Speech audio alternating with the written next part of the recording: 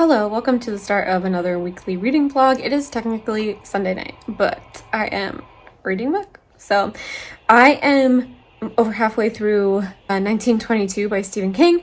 This is the story of a farmer who kills his wife because she wants a divorce and she wants to sell the farm. And he doesn't want that to happen because then he won't have any money. So he kills his wife, and then he and his son hide her body in the well. And then now things with rats are starting to happen without getting spoilery, but I'm liking it so far. It is, like, in true Stephen King fashion, very Stephen King, if you know, probably know what I'm talking about, but I am enjoying it. I am excited to see how it's going to end. This is a short story. I think the whole audiobook was like 5 hours, and I read at 3 times speed, so it's been going really fast. I'm hoping to finish it like right now, and then I will give you a star update and we'll go from there. So last night I finished 1922. I really liked it. I gave it 4 stars.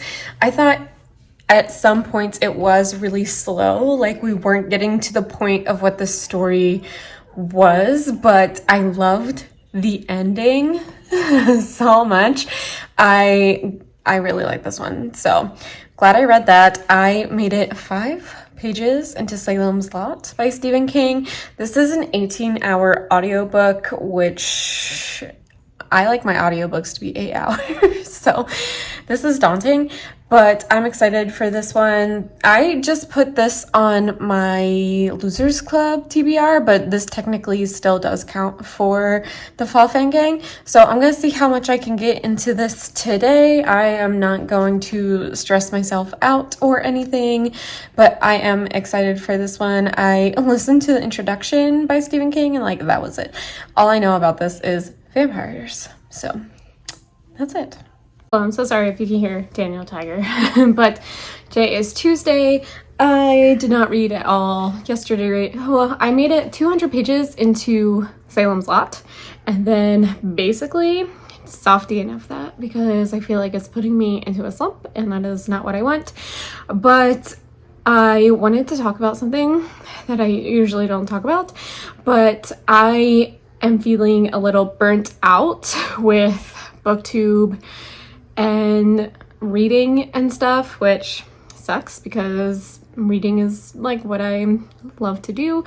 So I am taking a step back from sprints and doing it like once a week during the weekday at least until at least November, because we're going to be doing it a lot for Halloween weekend, and I just don't want to not be having fun reading anymore.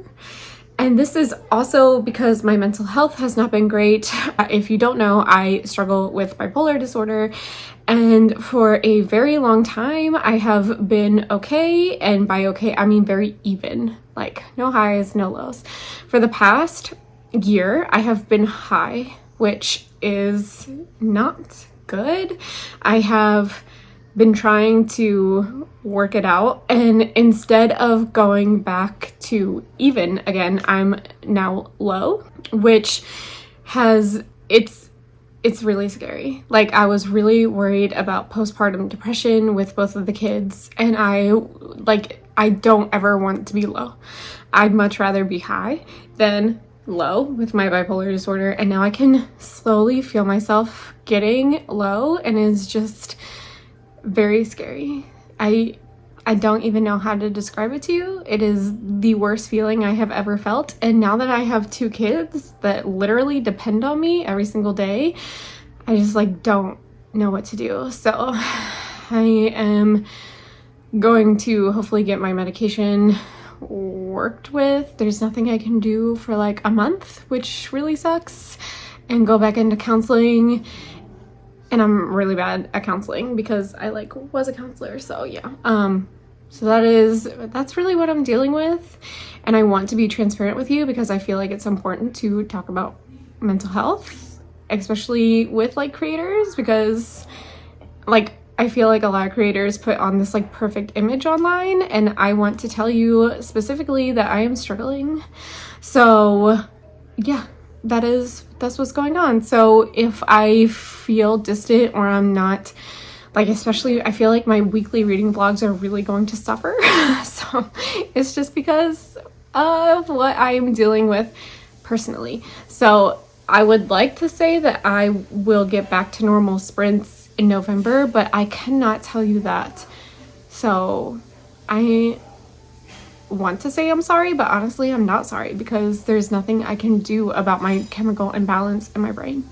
So that is the update. I don't know what I'm reading. I don't know if I will read today. I do have sprints tonight for the Pyramid Book Club, and I am hoping to read, but I don't know. So that's what I'm dealing with. So sorry about updating you like this, but like, it is what it is. So I will see you in my next clip where hopefully I'm reading. Okay, we'll see.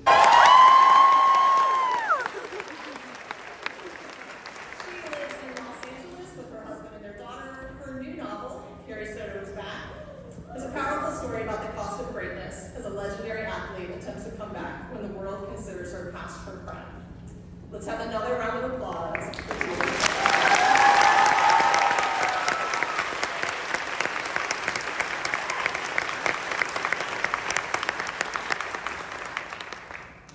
Hello. He's working. Are we on? Yeah. 2007 breakthrough debut novel Garden Spells, followed by The Sugar Queen, The Girl Who Chased the Moon, The Peach Keeper, Lost Lake, 2015's First Frost, and now, 7 years later, Other Birds. Sarah is a cancer survivor, a Nashville native, and longtime resident, a kind and generous person, and most importantly, to me, she is an alumnus of the literature department at the University of North Carolina, Asheville. I want to welcome Sarah, everybody.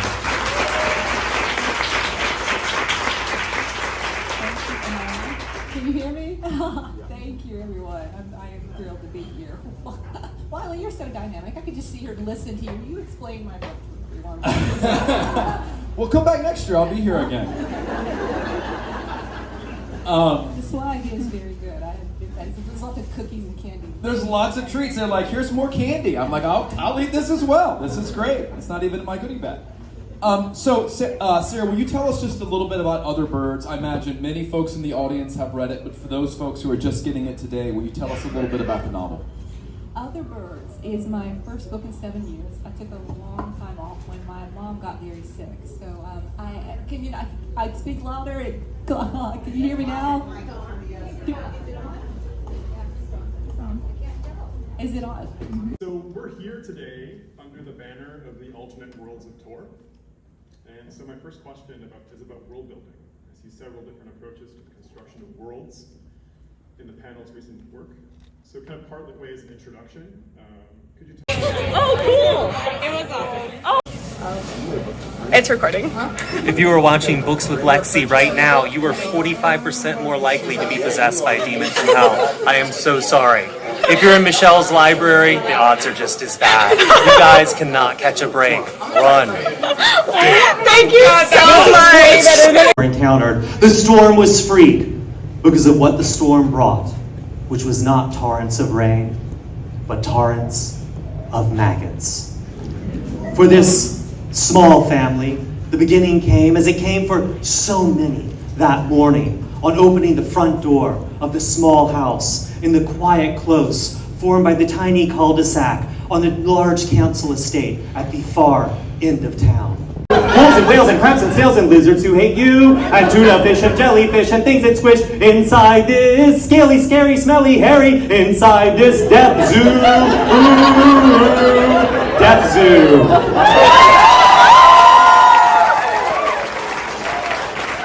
I wouldn't stick a fertilized fence post in you, Linda.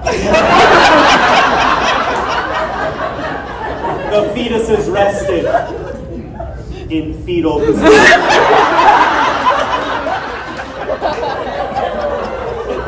Hurry up, Al, a woman urged. He's got me all sexed up. Just go to the barracks and fuck. I want you to fuck my ass. Perhaps a deal could be arranged between them, her pussy and her ass, for her life. Eternal. jeans she wore to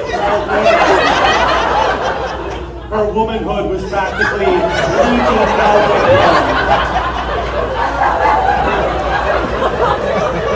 Amy pressed the gas pedal to the floor and roared through the line of humans. Blood splattered on the window sill. Wet eyeballs slammed against the windshield and clung there, staring blindly at the men and women inside. Get them off! As she screamed, eyeballs blinked, looking at them through the windshield.